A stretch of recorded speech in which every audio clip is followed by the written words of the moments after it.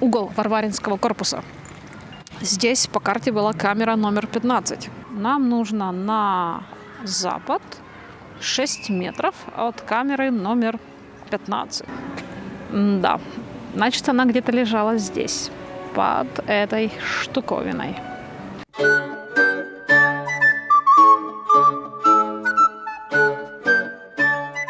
Привет, с вами Наталья Скорнякова. И сегодня на нашем канале костюм женщины, которая жила всего в часе ходьбы от меня, просто на 1000 лет раньше. Костюм киевлянки конца X века.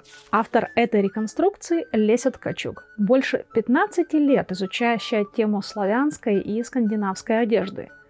На самом деле у Леси есть несколько костюмов, которые она постоянно дорабатывает и улучшает. Но мы решили остановиться все-таки на каком-то одном. В прошлом видео я показывала пример хаотичной реконструкции славян. То, как делать не надо. Но Олеся для своего костюма сделала реплики украшений и элементов нарядной одежды, принадлежавшие одной женщине. Она была найдена вот здесь, в нескольких метрах от Варваринского корпуса Михайловского собора в Киеве. Что вообще происходило в Киеве в конце X века? Если заглянуть в школьные учебники истории, то князь Владимир крестил Киевскую Русь. Хотя есть отличная научно обоснованная версия, что вообще-то к этому времени почти что вся киевская знать уже давно покрестилась. И в конце X века для иностранных соседей Русь уже была больше века христианской, а историю с крещением Руси Владимиром распиарили в следующем, XI веке. Впрочем, вернемся к костюму. Итак, знатная киевлянка конца X века. Что было дорого и модно в эти времена? Как показать своей одеждой, что у тебя есть деньги и статус? Например, цветом одежды. Окрашивание в такой насыщенный синий – это не дешевое удовольствие.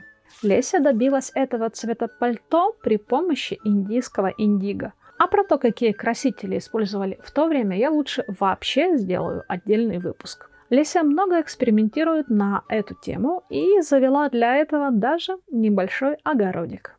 Пальто – это условное название, если что.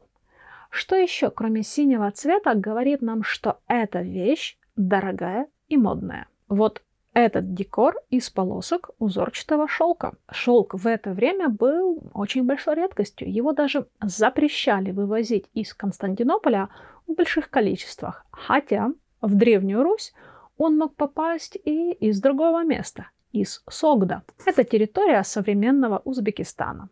Оторочка по краям пальто как раз является репликой того самого сагдейского шелка. Застегивается пальто спереди при помощи вот такой изящной серебряной фибулы. И если мы ее снимем, то обнаружим две небольшие петли, через которые она продевается. Зачем на фибуле висит цепочка? Похоже на то, чтобы цеплять к ней разные изящные вещички. Вот как выглядят фибулы с привесками из гнездовских и скандинавских находок. У нас цепочка только одна, но сути это не меняет. В оригинальном варианте на этой цепочке еще висело 2 перстня. Итак, снимаем пальто и рассматриваем его крой. Он не такой уж и сложный, но и не совсем простой. Это одна из версий, как это могло быть. Платье из тонкой шерсти, как вы можете догадаться, тоже окрашено индиго, но по другой технологии. Его крой в форме буквы Т, с узкими рукавами и ластовицами. А чтобы подол сделать пошире, в бока вшиты клинья. Что во времена Тюдоров, что во времена князя Владимира, всегда старались экономить, если какую-то деталь одежды не видно при полном параде. Видите, полоска шелка пришита только по подолу спереди. Я уже говорила про такие фокусы в нашем выпуске про платье Анны Болейн. И, конечно же, все помнят историю про перевязь Портоса. Дюма его высмеял как мог, но вообще-то это была нормальная экономия, которой не гнушались ни королевы, ни знатные жители Древней Руси. Небольшой фрагмент шелка был найден и в нашем киевском захоронении в области кошелька. Однако самого кошелька мы не видим в комплекте. Почему? Не всі предмети з поховання я відтворюю, щоб мені так простіше сприймається, що це не я відтворюю не саме поховальний одяг, а використовую предмети, які могла людина за життя носити в своєму реальному житті. Кроме кошелька, Леся не стала повторять еще несколько вещей. Чашу, крестик и сундучок. В сундучке, кстати, лежали стеклянные накладки, ножницы и пинцет. Скорее всего, для рукоделия. Без верхнего пальто стало видно, что у нашей киевлянки есть нож. И, в общем-то, это обычный аксессуар для женщины той эпохи. И это был не такой уж дешевый предмет. Хороший нож стоил около 3 грамм серебра или 1 арабский дирхем. А вот с такой серебряной оплеткой на рукояти и того дороже. Резонный вопрос. Зачем нужен нож такой статусной даме? Ну не репу же она им чистила. Честно говоря, на этот вопрос нет однозначного ответа. Так что пишите свои версии в комментариях.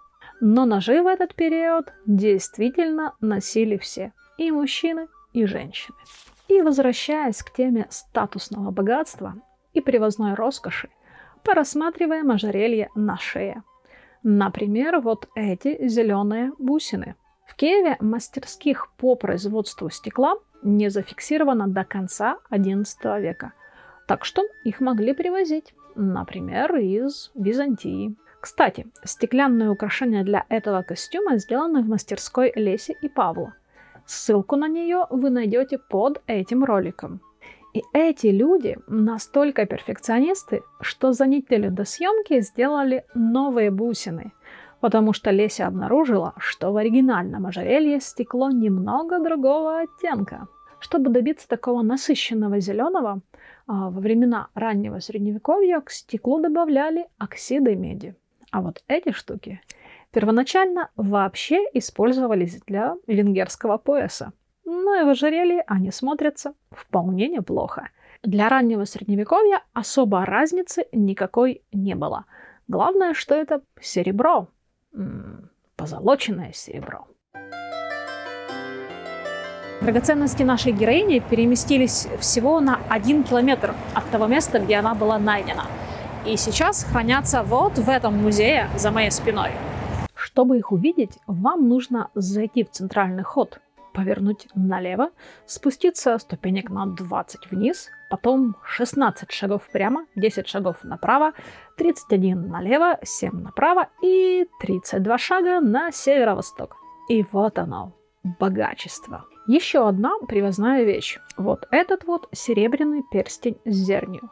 Такие перстни делали в Моравии. И для Древней Руси это очень популярное украшение. Существовало даже несколько их типов. Кстати, это перстень-погремушка. И внутри у него что-то звенит. Абсолютно непонятно, для чего это было нужно в то время. Так что предлагаю писать свои версии в комментариях. И вот нательная рубашка. Первый раз за все время я показываю вам цветное нижнее белье. Это настолько не характерно для более поздних эпох, что когда Леся рассказала мне о таких находках, я была, очень поражена. Хотя для 15 века есть вот такие черные мужские трусы. И синие тоже есть. Крой рубашки воссоздан по находке из Пскова. И это первая версия. Во второй Леся все-таки добавила полики. Кроме Пскова, синие льняные рубахи были найдены в Гнездово, и, разумеется, в Скандинавии. Льняные рубашки более характерны для богатых захоронений. А что носили люди победнее, не очень понятно. Быть может, прямо и шерсть на голое тело, как в скандинавских находках, потому что лен стоил дороже. Дослідники Інга Хега, вона виказала таку версію, що, можливо, льон привозилося з території Східної Росії, тобто з Києва. Тобто, можливо, що тут було якесь виробництво льняних тканин, а можливо, навіть готові сорочки привозилися. Але не всі, звичайно, погоджуються з такою версією. Отделка манжеты подола по краям шелком – это тоже мода. И глядя на все это, Возникает мысль, а возможно, это все-таки было не нижнее белье? Помните такие здоровенные височные кольца из прошлого выпуска? Вот это вот маленькое колечко с бусиной тоже было найдено возле виска. Но версий, как его могли носить, сразу несколько. Возможно, на очелье, возможно, вплетенным в волосы, как у Леси, а возможно и в ухе, в верхней его части. Есть и такие находки, правда, чуть-чуть более поздние. Головной убор. Платок из белого льняного полотна. Волосы на голове придерживает очелье. Основа его сделана из того же узорчатого шелка. Заметьте, только передняя часть. А поверх него еще пришита такая вот тоненькая тесьма. А ведь это очень дорогое удовольствие. Тесьма соткана вручную из шелковых ниток и серебряной проволоки.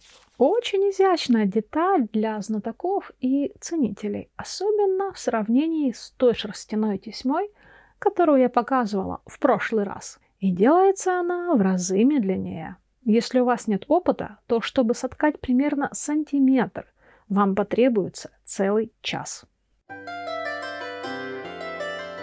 И последнее. Что там у нас на ногах? Для Киева на этот период есть аж одна находка обуви. Но ее никому не показывают. Она не опубликована. Поэтому реконструкторов этого периода спасает археология из других мест. Например, Леся брала свою модель из коллекции Hedeby. Носки связаны иглой. Самые ближайшие подобные находки есть на территории современной Беларуси, но для более позднего времени. А для X века это Йорк, который в Англии. Там найден короткий носок, как подкладка под ботинок. Но в Киеве есть находки костяных игл, подходящих для вязания. Так что мы делаем смелое предположение, что носки в Киеве все-таки носили. Иначе неуютно и холодно. Итак, вернемся к женщине из погребения. Первое. Она точно жила в Киеве. Второе. Она была христианкой. В ее могилу положили крестик. Третье. Это была женщина из знатной семьи. Именно поэтому она могла себе позволить носить украшения, сделанные за тысячи кілометрів від Києва. А ким вона була по національності? Можна сказати, що речі, подібні до цих речей з фібулою на грудях, були знайдені у Швеції. Тобто ми можемо казати, що або це були речі подібні до знайдених речей у Швеції, або це був скандинавський київський костюм. Тобто скандинави, які проживали на території Києва, могли одягатися саме так. Ну, за мультикультурность. По костюму это все. Но у меня для вас есть еще одна новость. Мы наконец-то завели аккаунт на Патреоне. Так что все, кто спрашивал, как же помочь каналу в развитии, ссылка прямо под видео в описании. Мы будем благодарны любому взносу. И, возможно, наши видео даже начнут выходить чаще. Хотя, даже если вы просто поделитесь любым нашим видео с друзьями, это будет уже мега помощь. На сегодня у меня все. Скоро увидимся.